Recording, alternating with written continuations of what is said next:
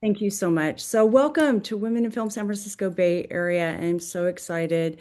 As I said before, I'm the writer, director, producer of the true story of Tamara de Lempicka and the Art of Survival. I'm also the president of Women in Film, and we're just really excited to have you here. The story of Tamara de Lempicka is just so powerful, and the fact that you all purchase tickets and that you're supporting women in film and you're supporting the true story of Tamara de Lempicka. It doesn't go overlooked, and we're just really appreciated that you're taking your Saturday to be with us. So thank you so much again. And, like I said, we're gathering here to really celebrate the life of such an amazing artist and the legacy of one of the most iconic and fascinating painters. I would say one of the best painters of the 20th century. And Tamara's a woman that at times has been overlooked or marginalized by society. And she was fearless, and she left behind this beautiful work that continues to captivate audiences around the world.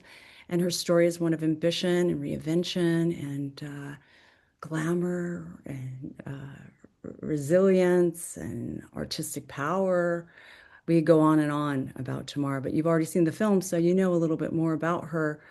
Um, and for Women in Film San Francisco Bay Area, I have to say they don't usually do these kinds of screenings, and we're going to be we're looking into doing this and supporting more independent filmmakers. And so we're so proud to do that because we're celebrating stories about women and their life and their work and how it shapes our culture and the meaning of of our lives. So this film is a really beautiful opportunity to do just that. So thank you all for coming. And I have a few people I need to thank that have really promoted the film. So the Art Deco Society of Mumbai, the Art Deco Society of Phoenix, Arizona, the Art Deco Society of Napier, New Zealand, so many of the embassies and the Polish institutes, and the Polish Institute in Spain. And I'd also like to thank the Lempicka family, Marissa de Lempicka, Christina de Lempicka, and Victoria de Lempicka, who have entrusted me with this amazing story of their grandmother and great grandmother. So thank you so much for lending us your archives and really her precious, deepest, most memorable stories. And also, I need to thank my husband. He's my co-producer. His name is Blake Wellen. Some of you may have actually spoken with him or emailed him. He is the reason why we're here, while our distribution is going so flawlessly. It's a lot of work, and he is on top of it, making sure that the film is playing all over the world and that Tamara's getting her due.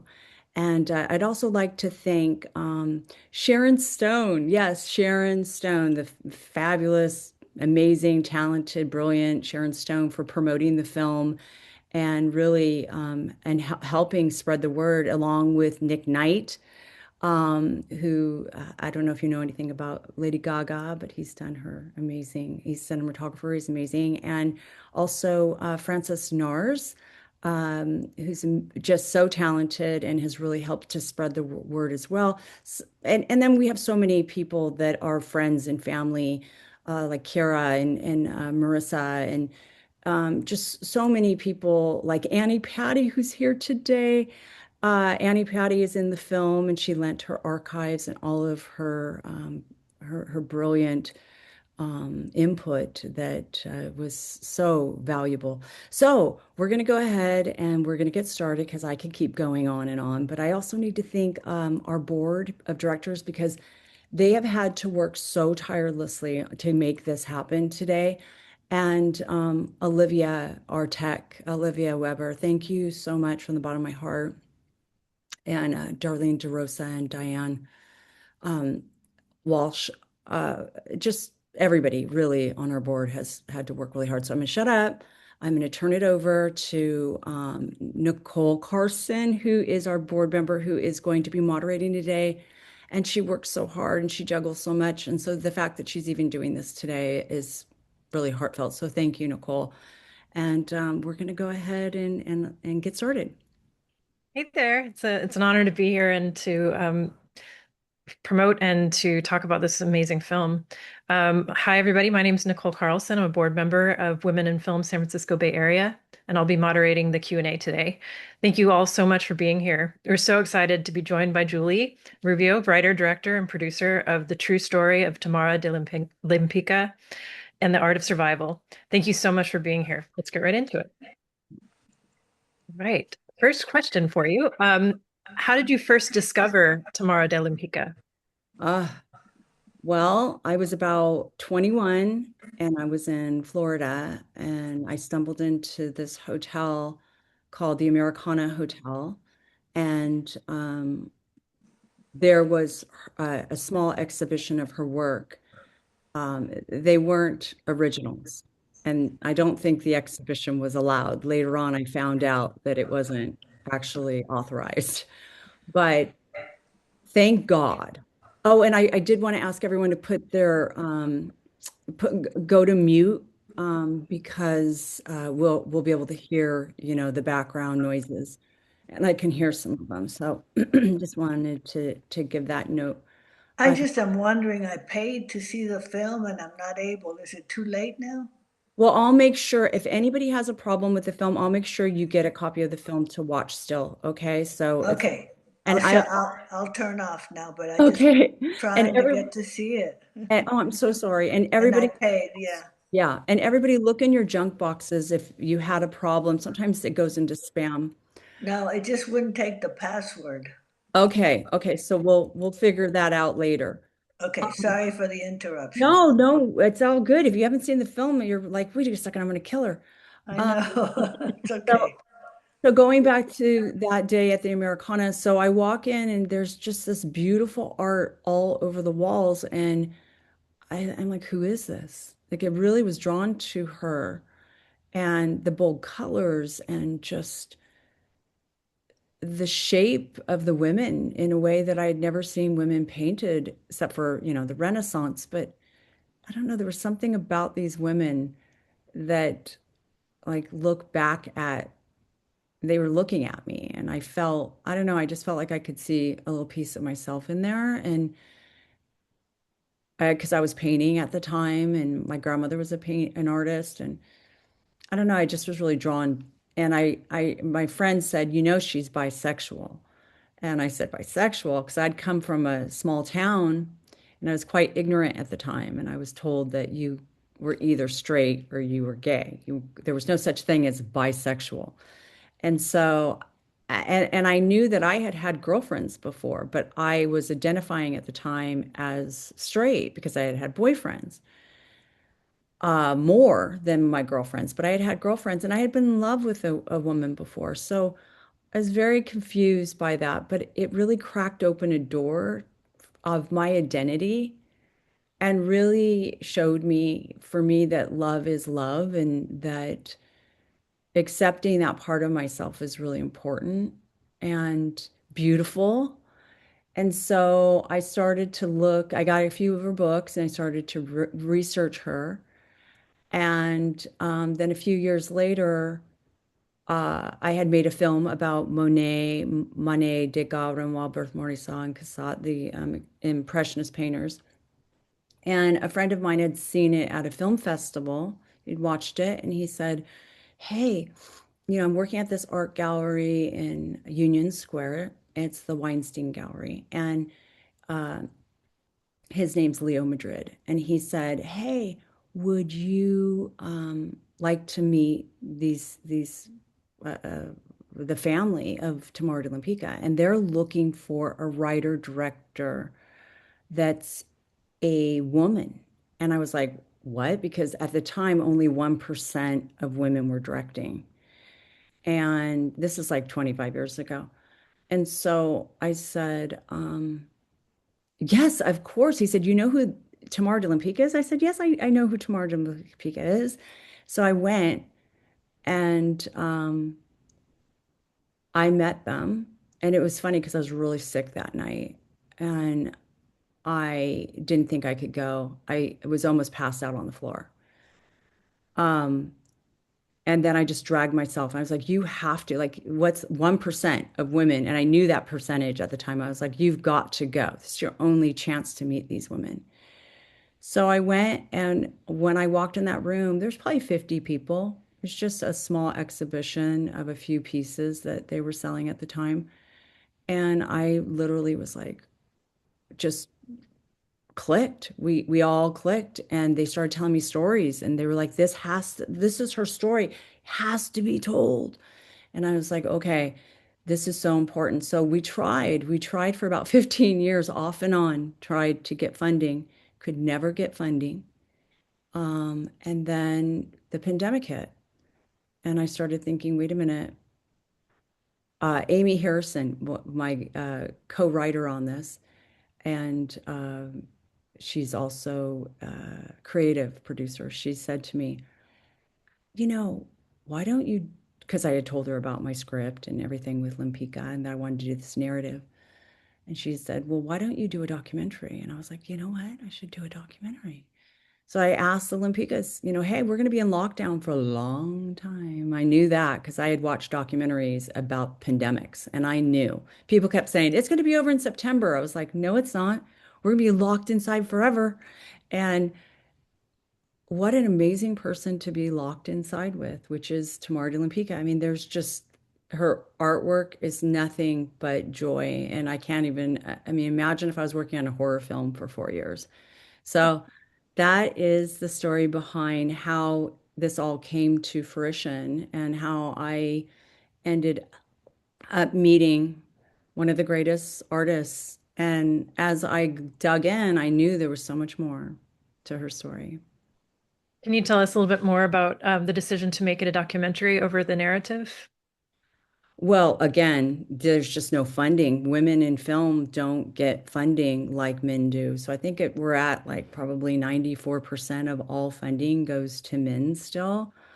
Um, Here we are 25 years later, and it's still a very small percentage. I think it's like 3%, maybe it's 4% this year of women that are directing that are of color. Um, so we have a long way to go, baby. We're still going, we're climbing up the mountain, but it's really difficult when you don't have funding. And like we have a panel next week that's women of color and the chart and the challenges. And I'm actually going to be in that with Nicole. Is actually moderating with a bunch of other really great directors. And, we're looking at the attendance for that right now. And we're going, gosh, that's really low. Why is that? And it's like, well, it's women of color. And I hate to say that. And I'm sitting on that panel. But, it gives me hope. You all showed up today. Now, you might not be Americans, all of you. A lot of you are from all over the world, which is brilliant. But the world is of many colors. And I think we need stories of all of the shapes and sizes and colors and religions. And we need every background so that we can stop tolerating each other and get to a place of acceptance and get to a place of love. And I think Tamara's story shows that. I think all the wars she had to live through, all the struggles she had to live through, having to hide who she really was. And I think she teaches us, and the film teaches us how horrific war is. And I think Tamara was more. And she knew that we, as Matt Gold always says, could be more than what we're taught we have to be, this little box that we have to shove ourselves into, that we can be more. Tamara was more. And I think she did dream of a different man, a different kind of man, a different kind of woman. And here we are so many years later, still fighting for equality. And thank good, I love that we can look at Tamara's work. I mean, I have friends here in the States that have said to me in the beginning, why did she paint so many nudes? And it's like, well, she was the first woman to ever paint nudes in big ensembles like that. She was gutsy, she was ballsy. So I don't know. I think it's been a big challenge trying to get that funding for a narrative, and it still is. And I still have hope for the narrative. Lady Gaga, definitely. And when you have people like Sharon Stone or you have people like Barbara Streisand who work with me and really helped me, guided me really for 8 months through the film and her part of the film and made sure it was accurate, um, and gave me great ideas, and helped me, guide me. It really made me feel like, hey, I'm on the right track. This is an important story. I can do this. Somebody believes in me. Somebody's helping me over the wall. And, Sharon Stone may think, oh, she's, putting out a post about this movie and, oh, it doesn't matter. But, oh, God, it matters so much to someone like me. When Francis Nars, puts it out, he has 1 million followers. It gets the word out, and we're an independent film. Independent films, they like we just had an AMC release. They don't get an AMC release, but people show up for this film and they sell out the theaters and they want to know her story and they love her art. And in the United States, they're really starting to get to know her. Whereas, throughout the world, they've been having exhibitions on Tamara de Lempicka forever and so much, especially in Europe. But even in Japan and Korea, and there's going to be the Broadway musical just opened up in Korea. So, Tamara's story, it's ready for that narrative. She's I think the Hollywood Reporter, when they did the story on the film, they said, it's Tamara de Lempicka's time. And I love that for all women. Yeah, you mentioned the process for getting funding is very difficult. Can you tell us more about how you did that for your film? Oh gosh. Well, we had a lot of in kind, so a lot of people worked on the film, donating their time, including myself. And then we also put in our own money, which you're never supposed to do. Like film 101, you are never supposed to put your own money in because you'll never see it, especially with a documentary.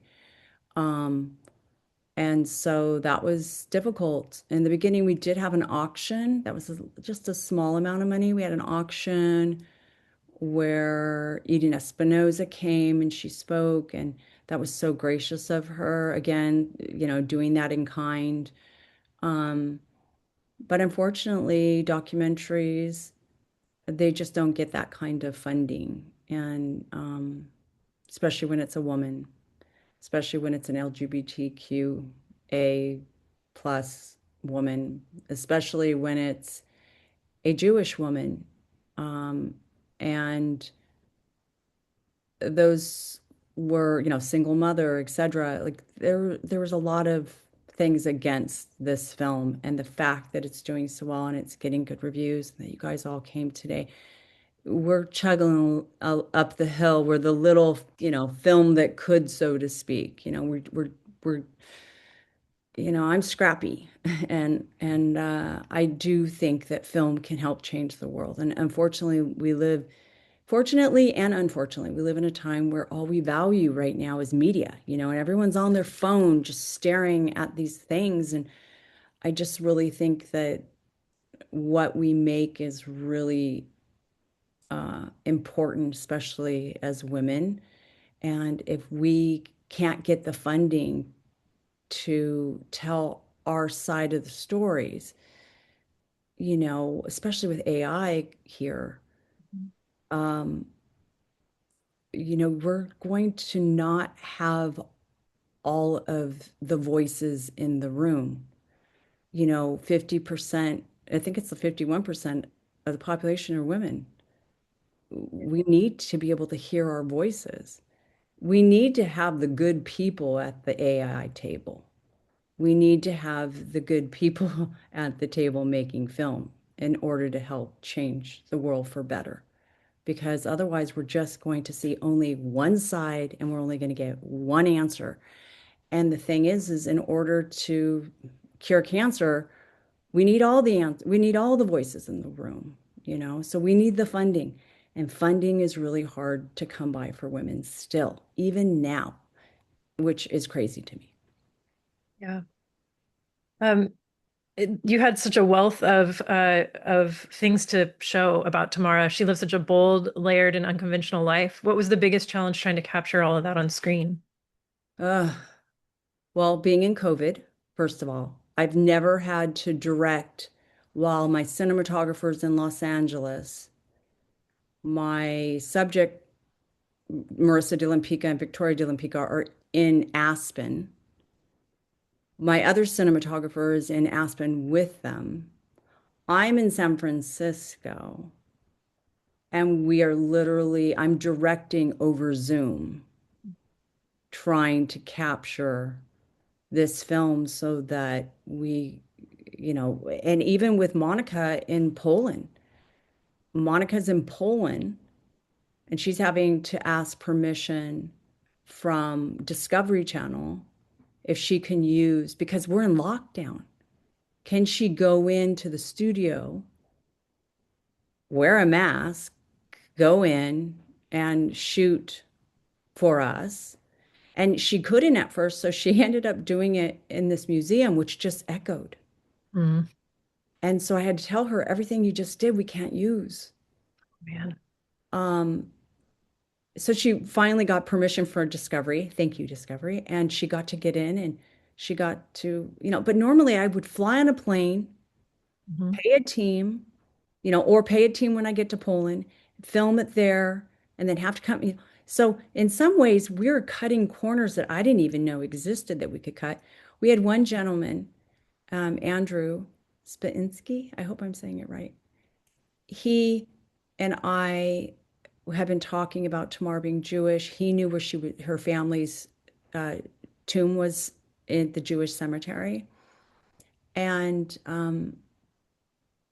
he lived very close to that. And we were in lockdown, and he said, "I will go for you, and I will get you," because I said I need footage, I need proof. Monica needed that in order to trade with me the documents that she had had, the publications that she had had out of Harvard. She wasn't going to trade them with me until she had the proof and the footage of the Jewish cemetery. So he went -4 in Poland on lockdown, Oh. and we're communicating through Instagram, DMing each other. And he's writing me saying, I got there and it's closed today, but I talked to the guy and I made an appointment. I'm going to go back next week. Hmm. So then -4 again degrees and in lockdown, really not even supposed to be out. And it was a lot tougher in Poland at the time than it was here. I mean, here you could get in your car and go, but it was more strict there.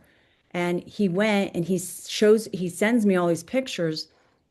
And I said, you took him the wrong direction. And the footage that he sent me was all the wrong direction. So then I was like, can you go back? And and I'm just feeling like such a moron, right? Just a horrible person. Like I'm making this guy freeze, and it's a pandemic. Like it's scary. We don't know if it's airborne at the time. And so he went and he got me all the footage and everything. And then I traded that with Monica, and then Monica traded all of Tamara's um her mother and her father's information with their conversion. And then later on, I was able to get the conversion of the siblings, which we have that moment in the film where, if you haven't seen the film, I don't want to ruin it for you. But I have to say, that was a completely all new filmmaking to me, and with the help of the world, really. I mean, I could go on about how many people I've met through Instagram. And it's funny because people really think, Instagram, Facebook, it's so shallow. It's such a horrible fake world. And it's like, yeah, it can be, but it also can be full of all of you beautiful people that signed up because of social media and that I've talked to off and on for years. And some of you I've become really close, good friends with. And when I fly to New York, we see each other. Or when, I go to Europe, we get to have a coffee. It's a different world now.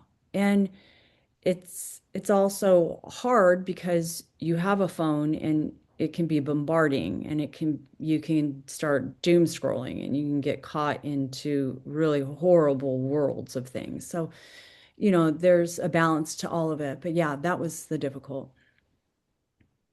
Um, was there anything you discovered about Tamara during the filmmaking process that surprised or changed the way you saw her?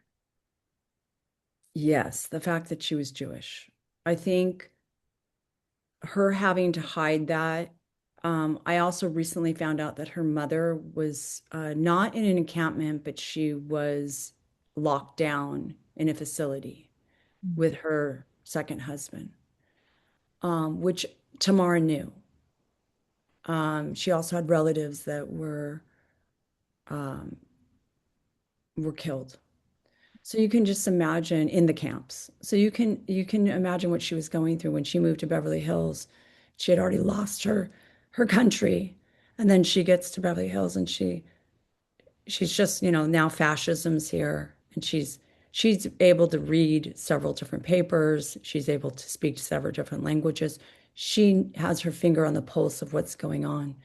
And she left and she really saved the Baron's life, I believe. And then she's getting involved in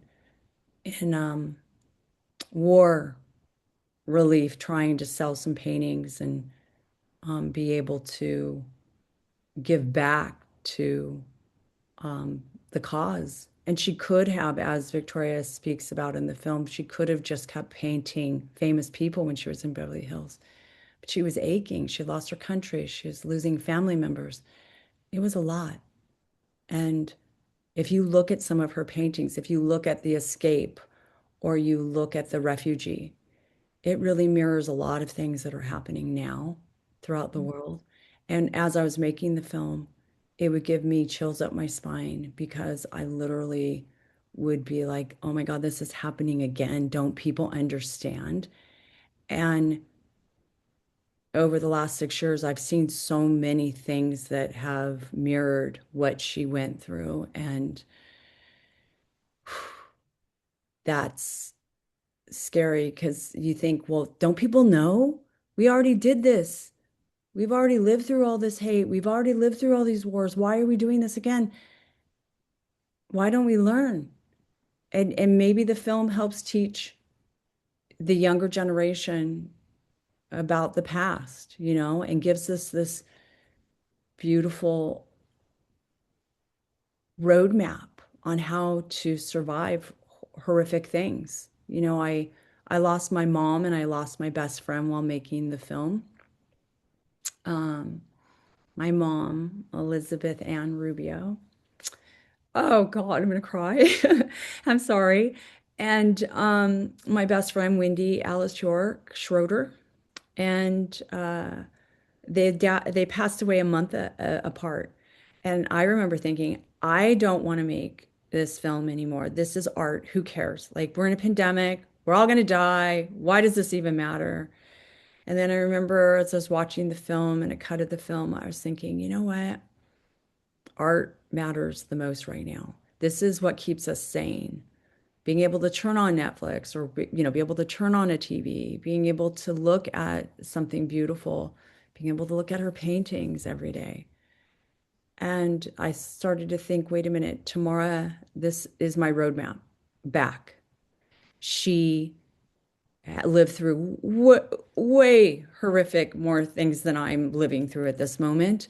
Not to compare and, measure it that way of, whose pain's more, but she made beautiful paintings with her pain. She made something beautiful. So then I just decided, you know what, I'm going to take all this pain and I'm going to channel it into something positive and I'm going to make this movie. So this is a labor of love and it's a dedication to my mom and my best friend.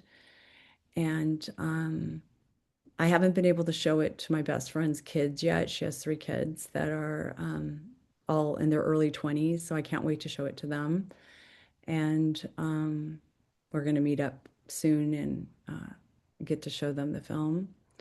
And so, I think Tamar's story is really everyone's story. And I think we all live through really painful things. We all have loss.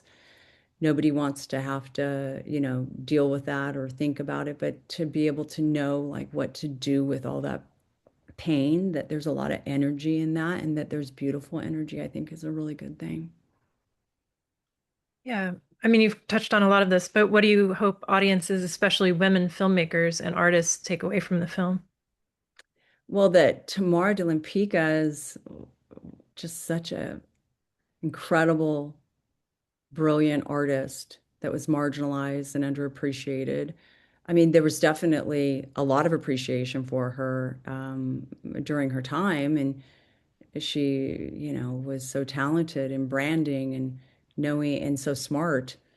Um, so, because what now, Instagram, Facebook, people look at all those numbers, and I think, how many followers do you have? Tamara de Lempicka would have had billions of followers, if she was alive now. I think women need role models of all kinds, you know. And I think she was a role model to me and has really helped me to get to see the world in a lot of different ways, to get to know myself. So I hope maybe some kid out there that's, 21 is a little different, a little like me, and just kind of looks at her story and goes, wait a minute, that's me, and I'm not messed up. I'm not bad. I'm not, there's nothing wrong with me, and I love how Tamara paints such shapely figures. They're not all skinny and hungry and need a sandwich. They had a few sandwiches. They look great. And I want to celebrate all of that, So I hope women can see themselves in this film. Absolutely. It's just a stunning film. And yeah, I'm so glad to have spent the time talking more about it with you. And I want to open it up to the audience to see, do we have more questions? Let me check the chat real quick. And Thank you, also, Nicole, for doing this. Nicole was working all these jobs, and she's a single mother, and she's juggling everything, and she's on our board. She's doing this on her Saturday. So thank you so much. of course, I'm so happy to be here. Um, so if you have any questions, please do. You can, sorry, raise your hand in the digital hand, or go ahead and put your question in the chat. And it looks like we have some already. Um, one from Courtney Fernandez. Would you like to ask your question, or I can go ahead and read it for you? No, I think you kind of touched on it already. I was just wondering where you actually did get your funding from. For those of us who are just starting in documentary filmmaking, it's kind of a black hole. And it sounds like it actually is just that. So, but if you have anything more to add to that, please. Yes. Well, I just remembered UCI Law Clinic. If you're just starting out and you, especially with a documentary, you have to dot your I's and cross your T's. So many people think, oh, I can make a film and I can just take whatever I want off YouTube. It's free. No, it's not. You will get sued. And so we had to make sure every single clip of the entire film was Mhm.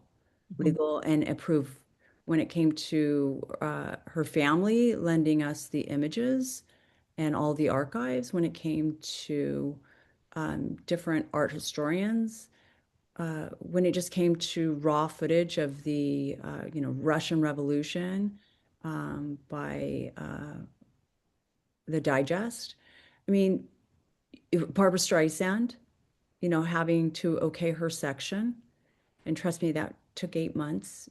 She wasn't, yeah, back and forth 8 months to make sure she, and she was giving advice, um, but UCI Law Clinic, usually lawyers, 600 an hour. Maybe if you get an independent lawyer that's kind, they'll charge you three or two. But I haven't heard that in a long time. Usually I hear four. I mean, it's a lot of money. And it takes hours and hours and hours. And sometimes they would approve a whole section and then the Supreme Court would change the laws and we weren't allowed to use any of those photos. And we were like, wait a minute, or any of that footage. So we'd have to start over from scratch sometimes. I mean, there were things I had to leave out of the film. And then there were things coming in last minute, like Madonna all of a sudden decides to, throw up these canvases, these tapestries of, 20-foot tapestries at her world tour of Tamara. And it's like, well, you can't just use it off the internet unless you get permission from that person. Well, you know what? You just got to go to the concert. And it's like, Where is Madonna? How are we getting this? And we're still kind of in a pandemic. Do I really want to go to this concert with a billion people? Yeah, to get this. Yeah. Oh, my assistant's mom's going. Our volunteer assistant at the time, her mom went and she was like, "Look what I got." And I'm like, "Can you move the camera the other direction?" And she had great seats. And so, it was that kind of thing. We needed I think it was a Swiss, the Swedish, Switzerland. We needed their flag. Somebody lived there. They sent me the flag, but UCI helped with that. And then Chris Martin, he did our coloring of every single shot in the film. He donated that. He didn't charge me a penny. That would have been, I don't know, 15, $20,000. Yeah. So, and he's one of the best in the Bay Area. I'd say one of the best in the world if you ever need a colorist.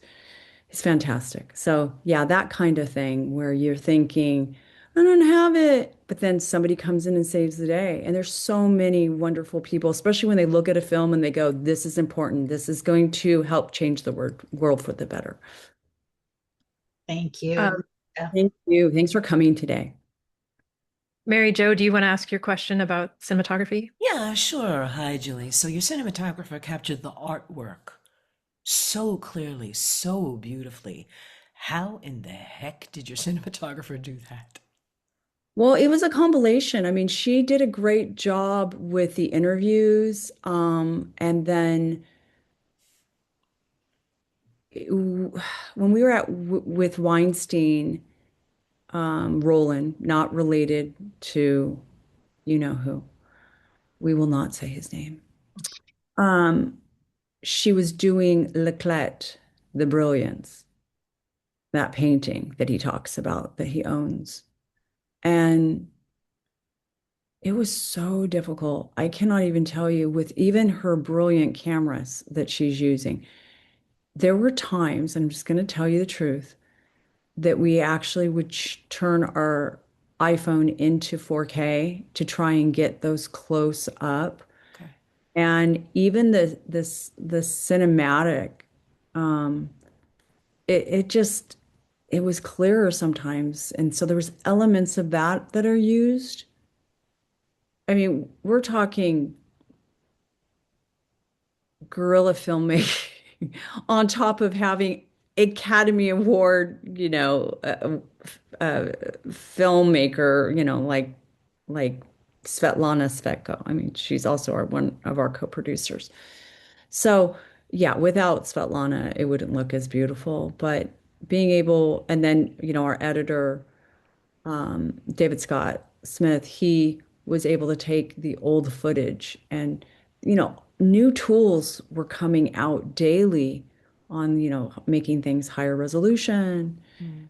But Jorgen Lillyfelt Winstrom, who is, the founder of our Facebook and really helps manage along with myself the Facebook, he which is the gallery, Tamara de Lempicka, the gallery.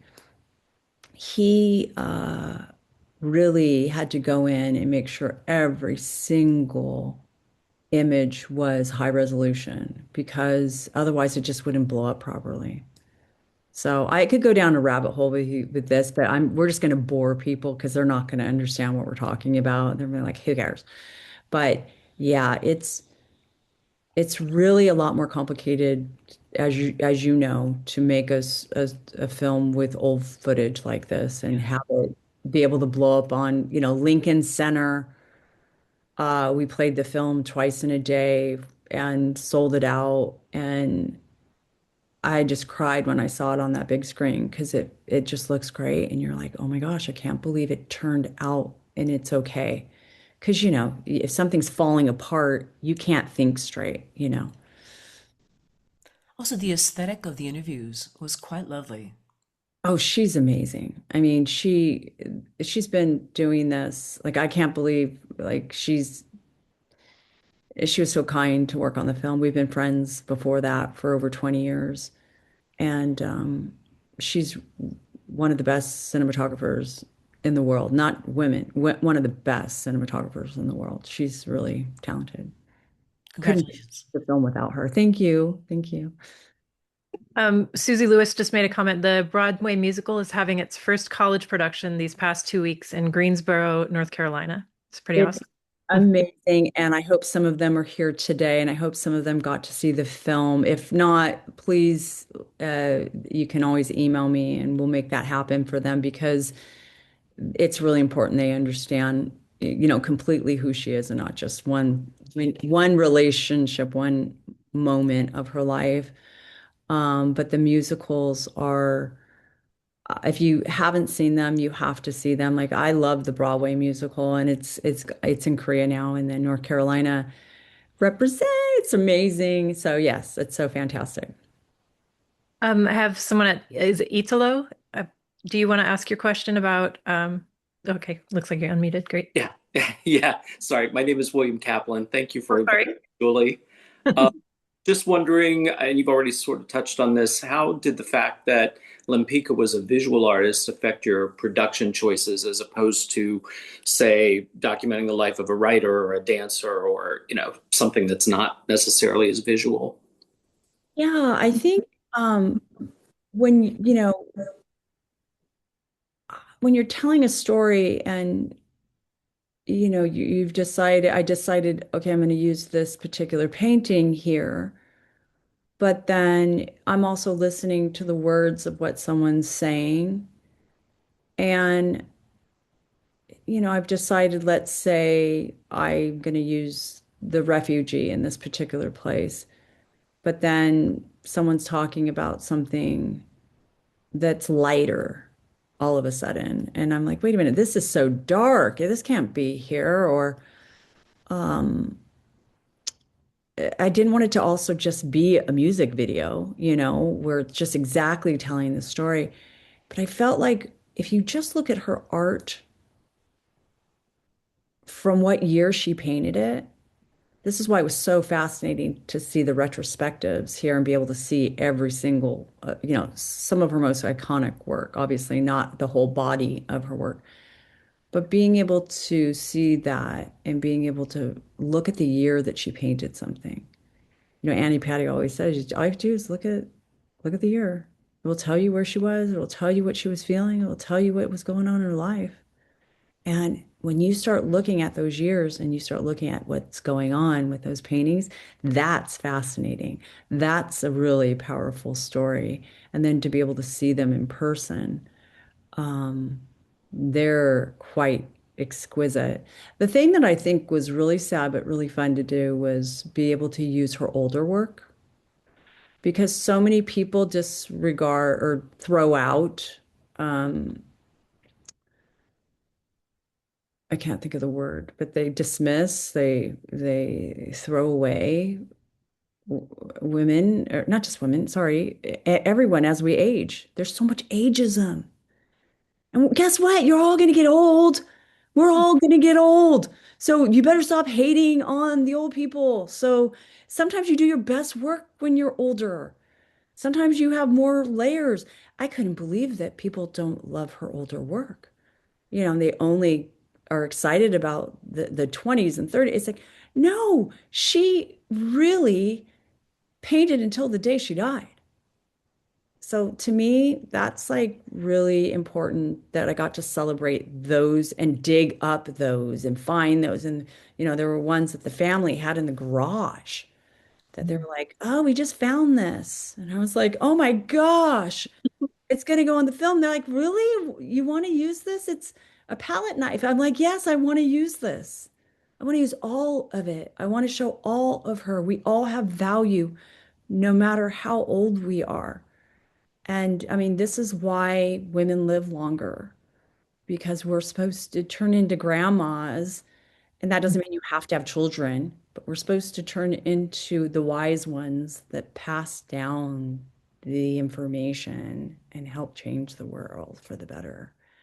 And so even her moving to Cuernavaca, to Mexico, shows us you can reinvent yourself. You don't have to stay in Houston and suffocate and die, Mhm.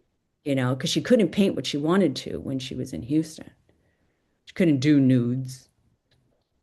couldn't really be openly bisexual in Houston. You know, we had all the fascist crap going on, and she had already had to move several times, and she had lost a lot, lost her husband, and she reinvented herself and moved to Mexico. And then the last part of the movie, she's there with her whole family. Now, if that's not success and being able to paint to the day you die, she had paintings next to her bed, then I don't know what is, because to me, that's success. That's amazing. You know, I want a couple more chapters, definitely. And she's taught me that. So I hope I answered your question. I'm sorry, I'm rambling. Oh, this is great. Lolly, do you want to ask your question? Sure. Can you hear me? I'm speaking in the library, but Yeah. it was riveting. I watched it yesterday with my husband. Congratulations. It was just honestly fantastic. Thank you so Um, and and in the shower today, I looked at my body a different way, thanks to her and you. much. That's Yeah. wonderful. Brava. I had a specific question. That device that kept coming in about the pier and the water coming. What was that, and why was it significant? Oh, sometimes she's by herself on the beach. And I just some, meant that bit where the water's coming in. There's sort of a pier, and it oh, kept so that coming. was footage of Oh, of her being around the water.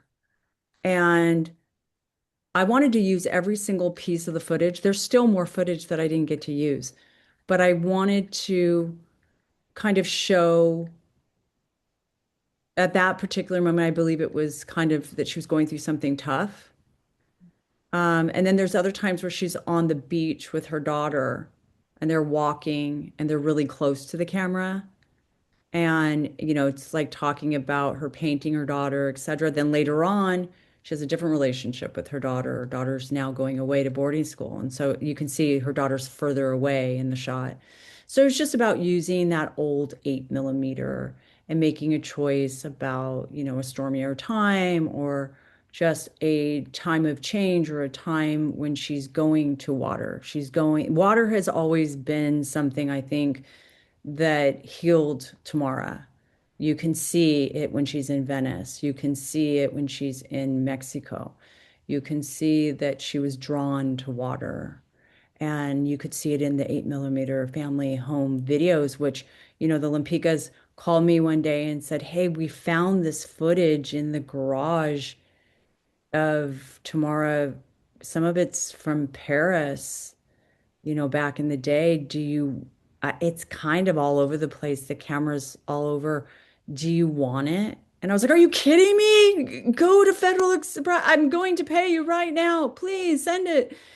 And I would just watch it and stop it and watch it and stop it. I mean, I was hooked for days. I could not get off of that because there was just like when she's walking in Venice and you can see her hat. Oh my gosh. And it was just too bad because, her son-in-law is the one pretty much foxy behind the camera, and he's learning how to use a camera. You can tell. So he's like, but we would have to slow it down and we'd have to try and stabilize it to get what we needed. But yeah, I think water is very important to her, very healing to her, and her grandmother brought her to a warmer climate. And I think those are the kinds of things that helped her. congratulations. It was fantastic. Thank Thank you. you. And thank you for your kind Lolly? words and your question. Sheila, oh, sorry, pardon my interruption. Sheila Rubin, you had a question you want to go ahead and ask, or I think Sorry, I have a question. Hi, Sheila. The little question is I watched it twice. It's amazing. Oh, thank you. So the little question, the big question is, can you come here and can I hire you and your film and invite my friends and have them pay you, because this is amazing and it really needs to be seen. Yeah, that's how we're surviving right now. We are showing the film throughout the world. People That's book great. they book it, and my husband's a co-producer, so he handles the bookings. I'm so glad. You know, we do charge a fee depending upon if It's it's great. It'll probably be like living room theater because I yeah, have it's friends like come and perform, but I saw it and I'm like, I want to show this to everybody, every woman that I know. In fact, everybody I know, I would love to invite them and charge a fee. And anyway, so that's a big that's question. it's a great it's also, you know, usually we're doing big theaters and we're doing like but we just did a smaller venue in Cyprus at a museum, and it was really couches and Yeah, beautiful couches, very beautiful couches. But yeah, yeah, no, I'm up for if somebody it, you know, I'll just talk to Blake and I'll give you our information. His email is blakewellen@hotmail, right. and if you .com, and if you send it to him, your questions, you know, he can answer and all of that. And that's how we're doing it right now. We're playing throughout the world. We just played at the National Museum of Women in the Arts, God, I love it. and So my that other question is just like, I moved to California and became a therapist, and I'm self-supporting as a therapist, and I'm co-director of the Center for Healing Shame. But I went to school, film school originally, many years ago. 1975 was many years ago. But I went to my film production class in Portland, Oregon, and the director of that class spent the whole time saying, if you don't have funding, quit right now. And so I believed him.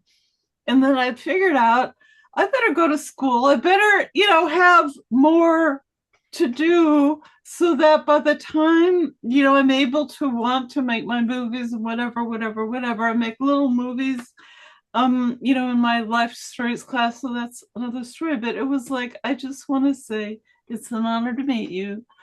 The movie moved me from who is this woman and just her amazing audacious art.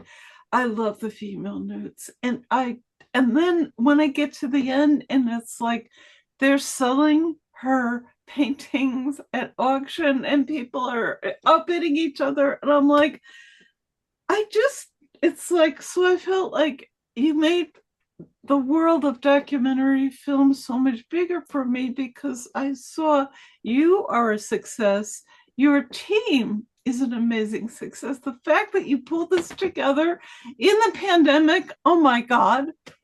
Thank you so much for your kind words. They're inspiring and they keep me going. You know, somebody named Gail wrote me this morning, and it was a beautiful email. And and people like you that just, you know, it touches them. You feel like, okay, then, you know, I can maybe die knowing I gave something back to society in a positive way, you know? So seriously, I Yeah, know that sounds really deep, but I'm deep. I Thank you. get how deep you are. You are so welcome. So welcome. We're now at 11:55. I don't know if we want to take maybe one or two more questions, or should we? Yeah, sure, go for it. Okay. Mimi, you had a great question about, do you want to ask your question directly? Sure. I just want to say that, excuse me, that it's such a fabulous film, and this is my third time seeing it. I saw it at the Lark and I saw it at the De Young. Thank And I just every time I see it, I see more. And this time the quotes were jumping out at me. And the way you wove them through, the one that really struck me was each of my paintings is a self-portrait. And the placement of that was so in the film was great so that I'd seen some already. And then I could see the more and see her in them. And it was just I thought it was brilliantly placed. And the placing, I've worked on some documentaries. I got into documentaries, researching still images and getting the rights to it. So I also really appreciate all of the immense work that went into that. But if you could talk about the placement of quotes and some of the you're thinking about that, I was really struck by that on this third viewing. Well, I will just say my favorite quote is about and I'm going to butcher it, but it's something about you better make sure when you get older that you have nice things, Yeah. because, they'll tell you how beautiful your face is, how beautiful your eyes are, your hair. And then as you get older, it's how beautiful your things are. And, I obviously placed that at the end, because, well, Right. not at the end, actually, when she got to New York. So the other question is, what is the source? I know we're short on time, Oh, but so what I is the mean, source? there was family that gave me quotes. There are books, that I sourced Right. them from. Were there any personal letters that you came Yes, across? there was a letter, not with the quotes, but there was a letter that actually was the reason why Angelica Houston got involved. Really?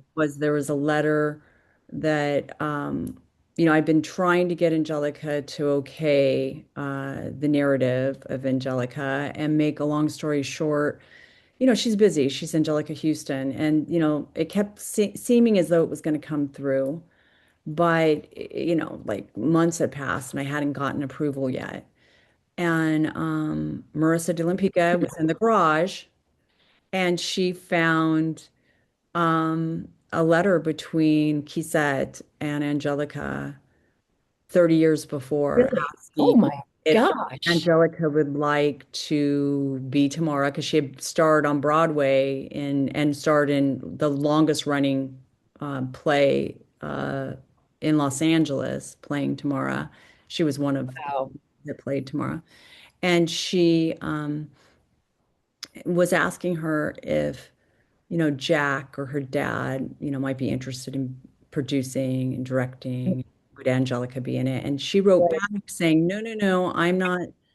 As much as I love Dad and Jack, I'm going to be, directing my own things and producing my own things. Like I'm not going to be just working that close with them. And this seems like a very challenging film to make. It's got war. I don't know where to start. I don't know if we would just do just the 20s. Like I don't feel like it's kind of the problem I had. Like, where do you start and where you begin? And I was like, I want it all. Right, right, right. Um, So again, I have a second question that I think might be relevant to people looking for funding. So I remember I think it was at the Lark during the Q&A, you said that you wondered about why you didn't use the executive producer for Barbara Streisand or Sharon Stone or one of those people. And I don't know if I'm misquoting you or if you remember saying that or thinking that. But I also am interested in what this executive producer thing is on documentaries. Like, does well, that mean that they put in money or, I yeah. mean, I have a general idea because I've been around the film world, but what does it mean now? I just want to know for people who are looking for And funding. I just saw Sydney. I have to say hi, Sydney. Before I know we're going to get off soon. Um, yes, usually executive producer, or I know executives producer that owns studios and have a bunch of gear and they donate that. And so then they get Okay, executive producer. So it right. could be in kind. I think a lot of people don't realize that in kind is money. But why I didn't ask Barbara Streisand or, Sharon Stone is just new to our following. But why I didn't ask Angelica or I didn't ask someone like Barbara is Right. Barbara Streisand gave me more than any amount of money I mean, the time that she gave me for 8 months, the fact that every time an email would come over and it would say from the office of Barbara Streisand, Right. Barbara would like you to do this, or Barbara like, or, do you remember, Julie, this show that I did?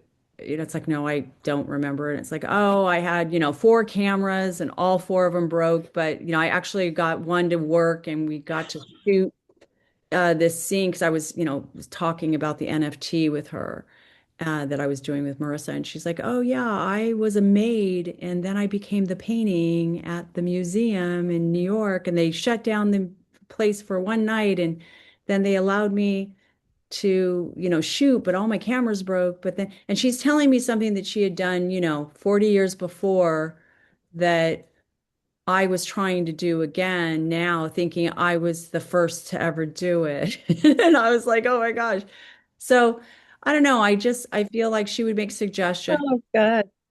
She makes suggestions like Adam and Eve, find out how much it's worth now, you know? And so I'd go and lie down and do another interview to try and figure out how much is it worth now? Because, you know, someone like Roland would know and he didn't know, but um, I mean, he guessed, you know, multi millions. So yeah, I think I just felt like, and maybe I shouldn't, and maybe this is what's wrong with women.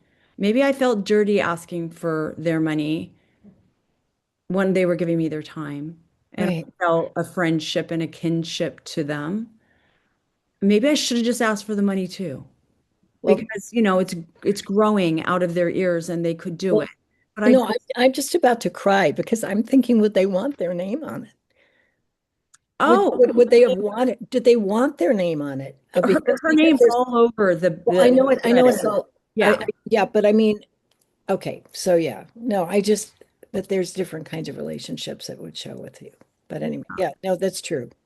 I was thinking about it recently. I know a lot of really financially, you know, well-off people that I've met throughout this journey, and I always have a problem asking for money, and that's something Right, I need to get over. And you know, we as women right, in film, San Francisco Bay Area, have to ask for grants and have to ask for money, and I'm really learning how to do that right. more. And women need to understand that men do that all day long and they don't care. They're flying all over the world asking for money in business meetings, and we just think that's fine. So I have an issue with that, and I need to get better at it. And I am getting better at it. I charged you guys to watch my movie today, and you came, and I appreciate it. So thank you. And anybody that didn't get to see the movie, I'm going to make sure that you get to see the movie. So do me a favor and email me at julierubiofilms@gmail.com. And maybe Olivia, you could put that email in the chat. So if somebody knows how to copy the chat is the three dots, and actually it's right there on the bottom. It says chat, and we can put my email in there. And What, can you repeat the email one more time? I don't know if I'm gonna Julie, get Julie, films, Julie, Julie, yes? and then it's, sorry, Julie Rubio, my co-producers in the background go telling me my email address. Julie Rubio, Rubio, films, F, just film, sorry, no S. Julie Rubio film at gmail.com. Wow, that was hard. Here's the thing. Here's the secret about me. I'm dyslexic. I have dyslexia. So everything is twice as complicated and hard when it shouldn't be. That's I okay. do want to thank one more time Annie, Patty, and Richard. They're here. They are huge collectors, and you can see some Tamara on the back of their wall right now. Huge collectors of Tamara de Lempicka, and they were so gracious to show them and all of her knowledge. And she's also has a beautiful book. You definitely need to buy her book. Annie, put your book in the chat, what it's called, and how to get in touch with you. Um, and yeah, I really appreciate everybody coming today. And I know everybody has a life, and it's Saturday. And so go have a wonderful afternoon. And just know you did give back to women in film today, and you gave back to the true story of Tamara de Lempicka so that we can keep going. So thank you very, very much from the bottom of my heart. I get emotional. I think sometimes I get emotional because I dedicated this to my mom and my best friend, but also I see pretty much all women here. And there is one badass man that showed up. And I think, you know, oh, wait, there's a whole other page here. So there might be more men that came. But Richard is also the badass. I just think that without you guys, we couldn't keep going. And so we just appreciate it so much. So thank you, everyone. Blue, you're awesome. Everybody, Annie, and yeah, sending lots of love to all of you. If you have any more questions, you can always email me. And So I'm thank you. gonna email you to see the movie. Is that Yes, okay? yes, yes. Okay. Email me. I'm going to make sure you get the movie. What is your name? Jean Dewey, Okay. Dewey. Okay. I'm going to make sure. Somehow it was just telling me the password was incorrect, and the password was Okay. something 2026. Okay. We're going to make, TLM, I think. oh, TDL, Tamara de Lempicka, TDL. But we're changing that today. So I'm going to get you a new password.